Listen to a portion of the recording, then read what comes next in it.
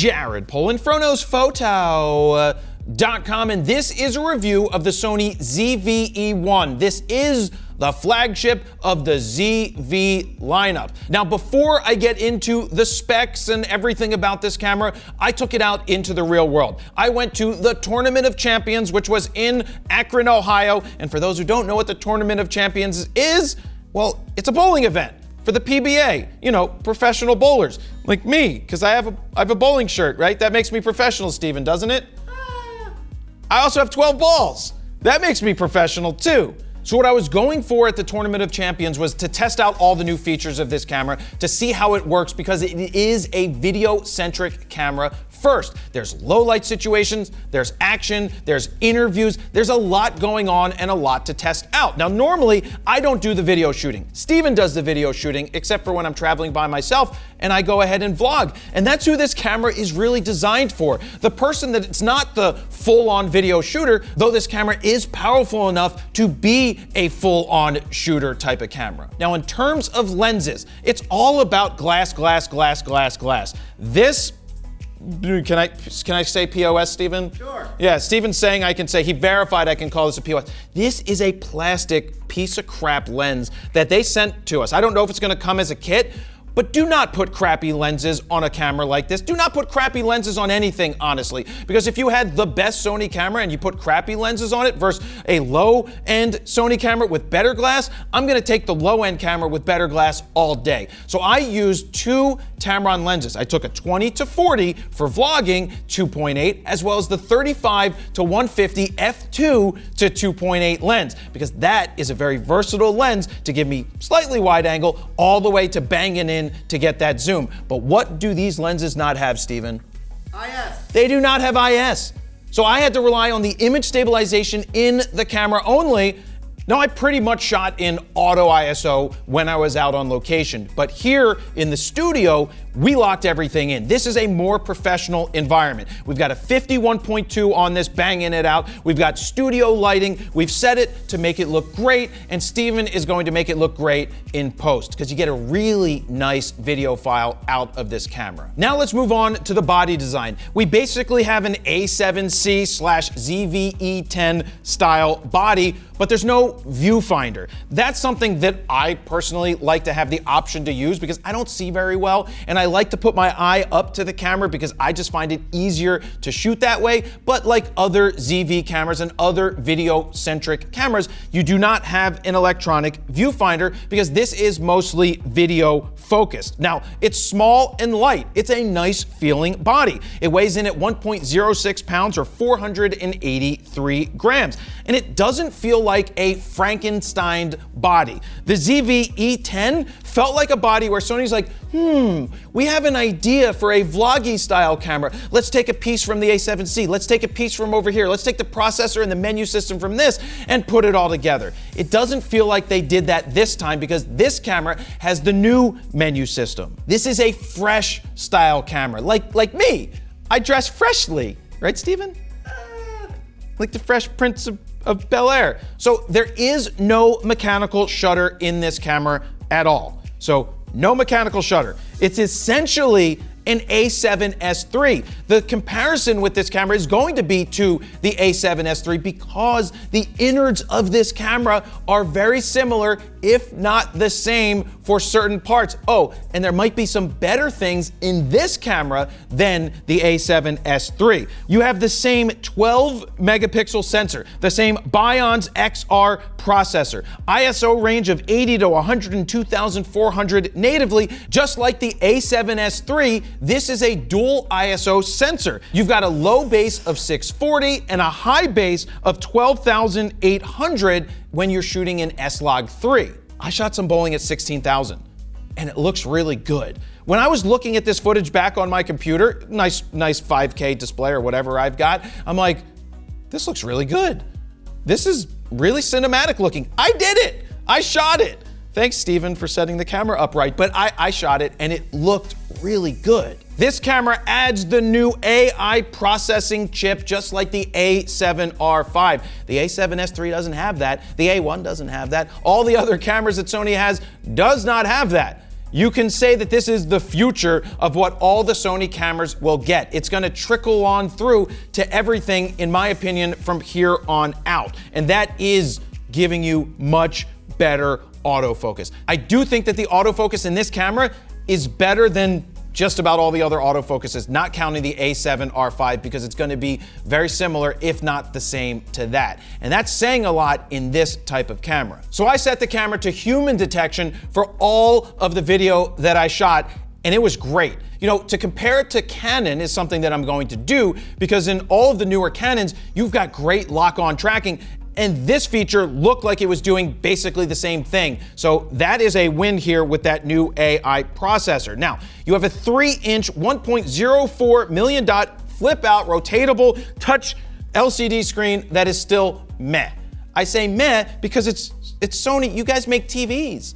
Why can't you make better quality screens, especially if you're going to take the EVF out of it?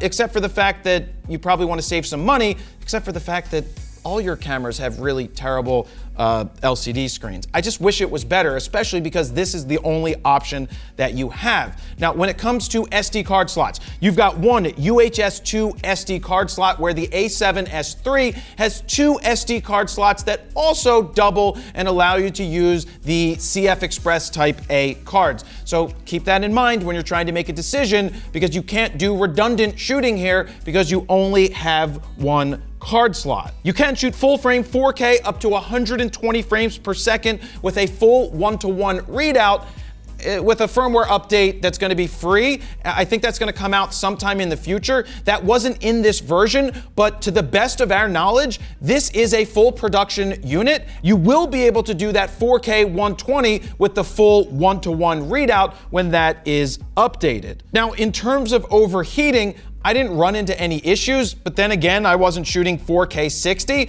Now, Sony tells us that you will get roughly 30 minutes to play it safe. In their testing, they said they scored more than that, but to play it safe, you're getting 30 minutes, but that's at 60p.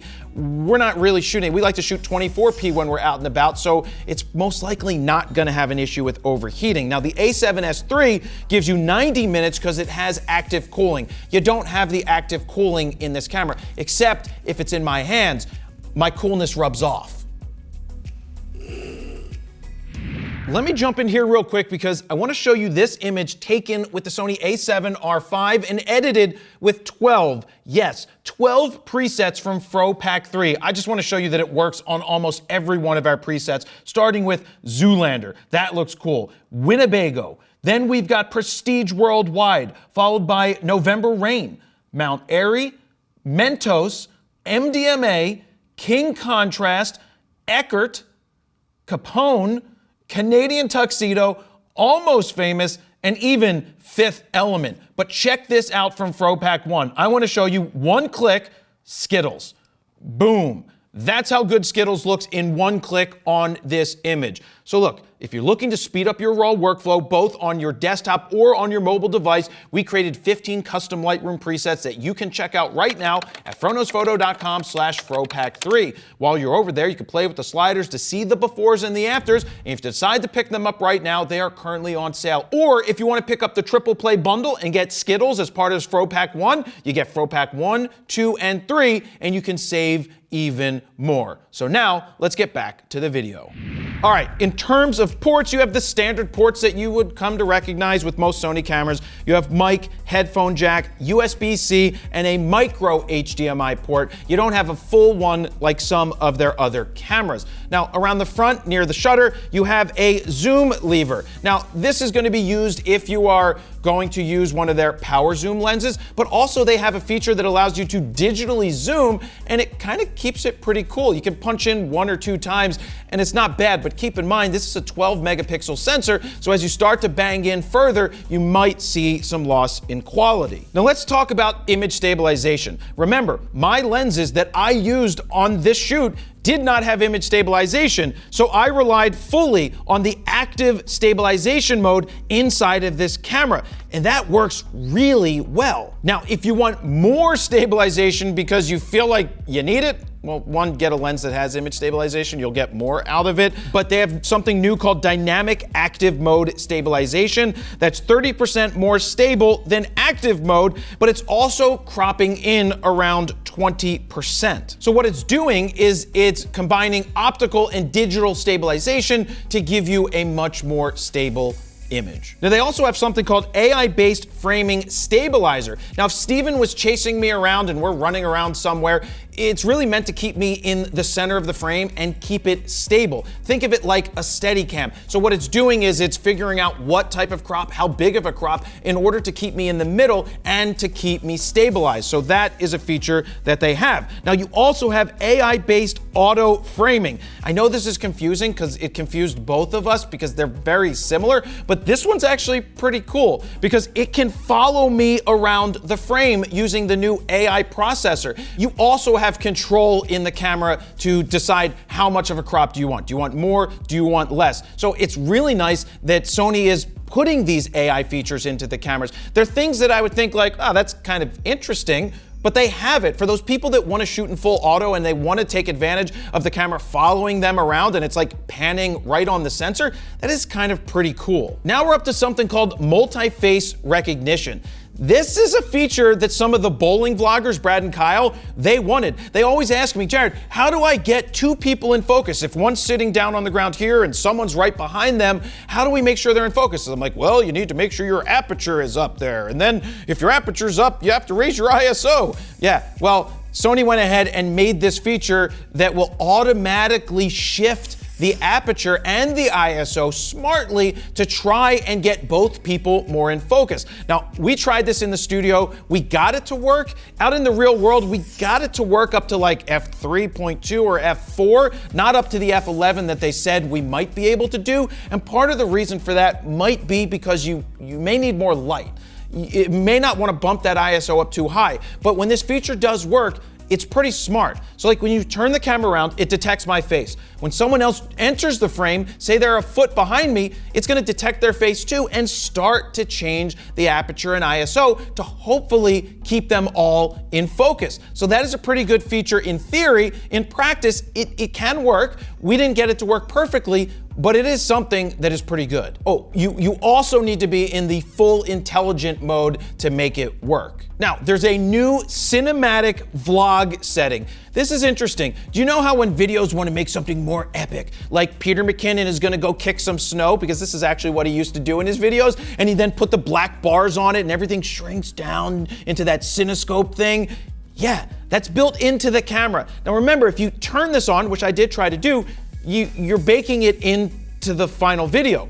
You can't do it after the fact. I like doing it after the fact, but actually when you go into this mode, it's going into a more cinematic mode. It's changing the picture style, it's changing some of the other settings, some of the color, to give it more of that dynamic, interesting look when you go into that mode. I like to call it the Peter McKinnon mode because he is someone who really utilized that, and then a lot of people started to emulate and copy him. Just remember, when you go into this mode, it's gonna change a bunch of settings, and it's also baking it in the camera. Now, another thing I didn't do on the road, I didn't take a Rode microphone with me. I didn't take a shotgun mic to put into the hot shoe because Sony touted their new AI-based internal microphone. They have 3 different pattern directions that you could choose from. You've got front, you've got back, or you have the auto, which is going to intelligently know that if you're talking to a human and not a dog, it's gonna switch the microphone to focus on the person in the front. If I'm talking behind the camera, it's gonna focus on me talking behind the camera.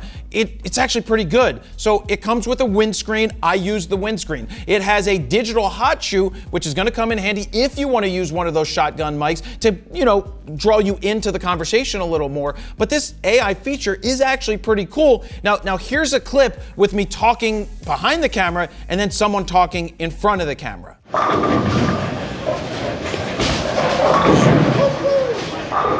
Strike, Jared, strike. That's what we wanted. I don't know what those look like. I don't throw enough of them. That's because you're left-handed. So you just threw a strike. How does that make you feel? Manly. Manly. That's amazing. You're so good. Thank you. Hi Dom, how are you doing? good start, and then transition, not the best bowling. Actually, no, I feel like I'm bowling quite well. Just waiting for the scores to come, I guess. Yeah, after game 3, 3 more games, hopefully a couple of big ones in there. Okay. Okay. What lane are you going to next? Lane 5. What do you hope to do on lane 5? Strike. How many strikes do you want? 6, 5 on that lane, I think. 7 on the other. All right, let's do it. All right. We're video. I don't care. You want to say something? I love you, and I think your hair is beautiful. Thank you. Now, normally we wouldn't rely on the internal microphone. Like right now, we're using a lavalier microphone that's underneath my shirt. If I was to run and gun more often, I'd be using probably the Rode microphone or one of the ones that goes into the digital hot shoe, so I don't need to have any cables running out of the camera. But because Sony said this has a good microphone, we figured we'd go ahead and test it out and use it. Just like other Sony cameras, this includes S-Log3 and S-Cinetone, as well as user-inputted LUTs, which is the first alpha camera to allow you to do that, and we are currently shooting in S-Log3. Now, you have tally lights. We all like tally lights because we like to know when we're recording, because I can see there's a tally light on the camera right now, and other people know that when you're interviewing them, whether you're recording or not. You can also turn that off too. You have the new menu system, which is great to have. You have the same background defocus option that you've had in the other ZV cameras, as well as the product showcase. So they're including quite a lot. You can also use it for streaming your OnlyFans content, because you can stream in 4K up to 30 frames per second, unlike the 15 frames per second, which is going to give you much more action with your OnlyFans content, because it's 30 instead of 15. So that's better quality, which means more money for you. So yeah, this is a pretty good camera, but don't just take my word for it. Let me show you some clips that we created here. Now, this is just Steven taking the clips that I made and just showing you some examples of what they can do. Testing out with bowling. We're testing out with bowling. I said bowling, not bald guys.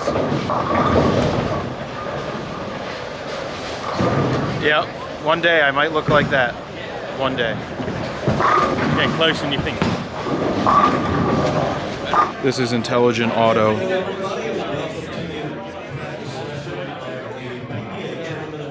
Dirty. Should have bowled better. I'm glad to be here, and people are glad to be here. Because they make fun of me. They don't kiss my ass. They just like to make fun of me the whole time. So we worked together. It was a lot of fun. Every photo you took was blurry though. You must have had, yeah, like I felt like maybe I was moving too fast for you. I don't know. You're always invited, Jared. You're our friend. Well, that's going in.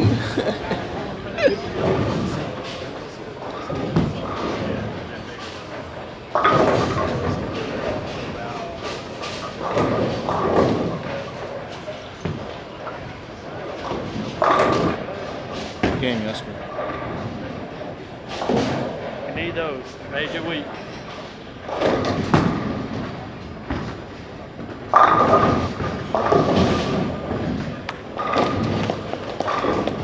How's practice going? How's it going? Meh. Average. Just average? Yeah, pretty average.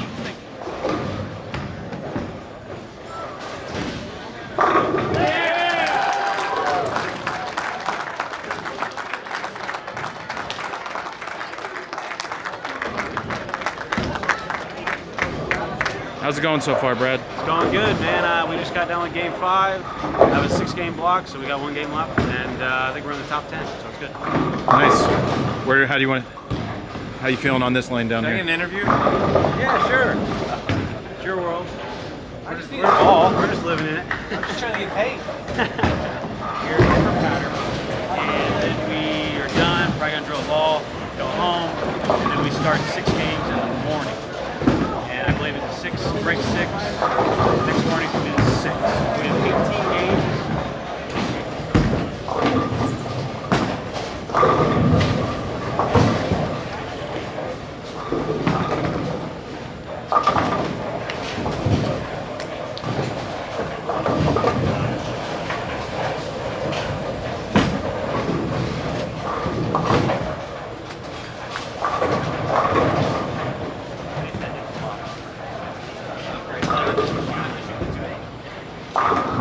you making out? Pretty good. Yeah. Pretty good. Had a shaky game too, but the last 3 games have been good. So yeah, moving up. Hopefully a good last game. Then lunch.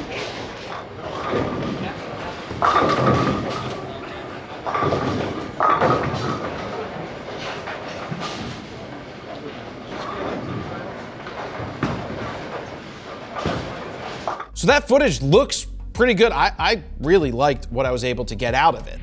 Let me jump in here real quick and say, would you like me to send you a free guide to capturing motion in low light situations? Well, if you said yes, just look for this orange box over on FroKnowsPhoto.com or click the card in the top right of the screen, put your name, email address in the box, hit send it, and I will send you that guide for free. But now, let's talk about price, because you want to know how much it is. Not bad at $2,200. Now, the a7S III comes in at $3,500. So you can see the price difference there. Now, the feature difference is there's not a lot. I mean, yes, you get a different type of body, you get the EVF, you get the 2 card slots, you get the same battery in the cameras, but I like that AI processor. I like the new autofocus. For someone like me who likes to run and gun and have the camera do what it needs to do with the autofocus, I want that intelligent AI. I want those features. So to wrap it up, who is this camera for?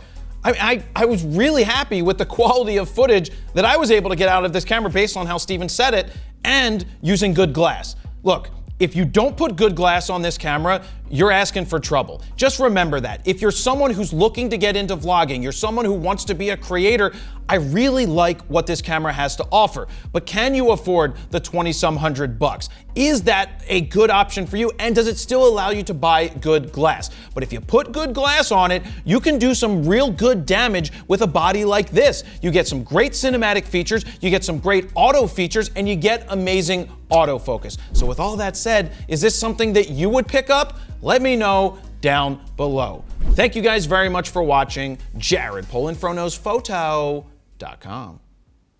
See ya.